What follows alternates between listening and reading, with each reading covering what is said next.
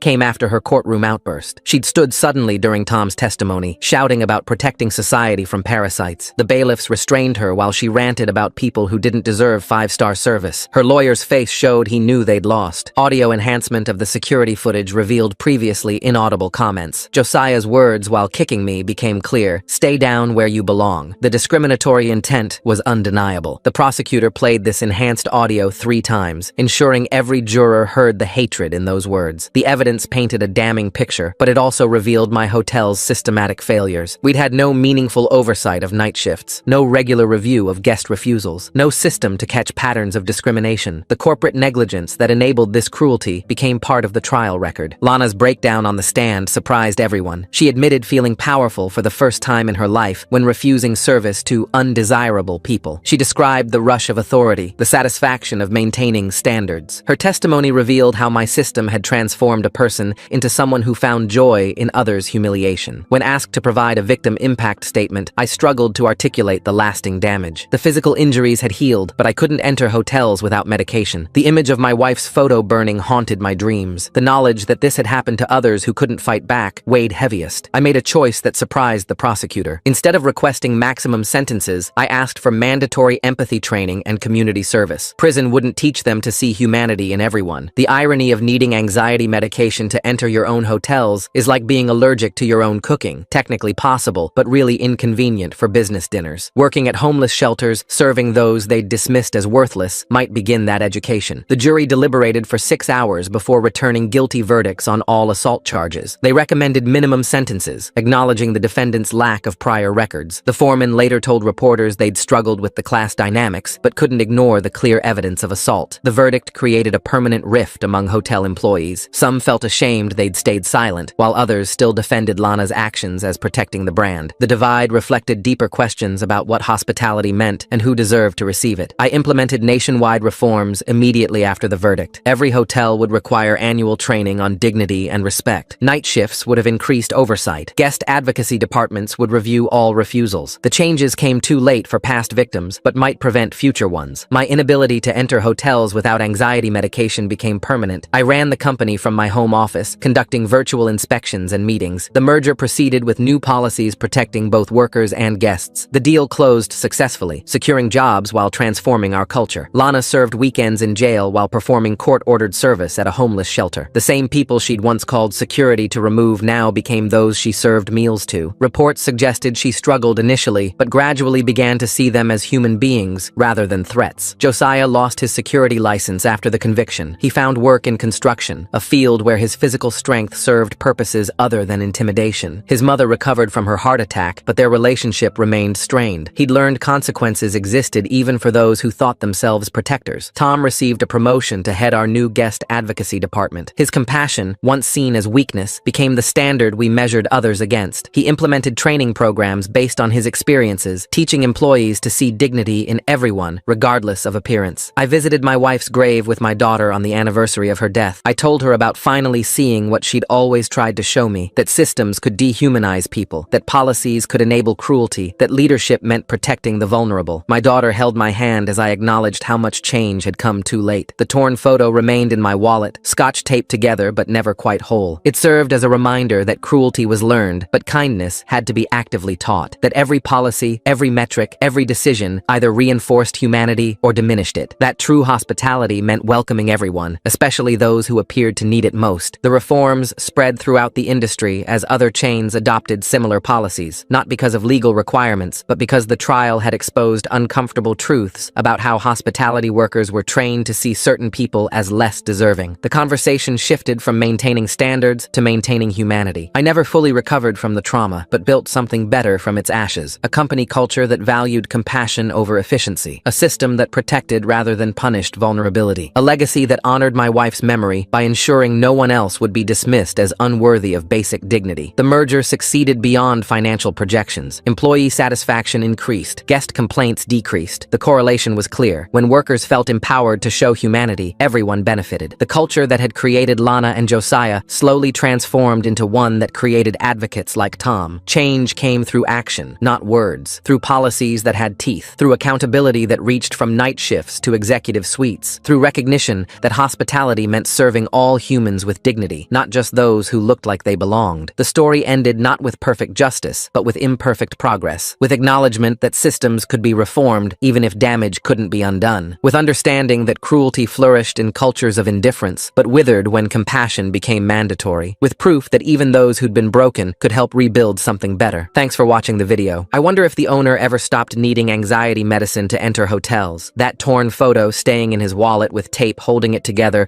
really shows how some things can never be fully fixed. See you in the next vid.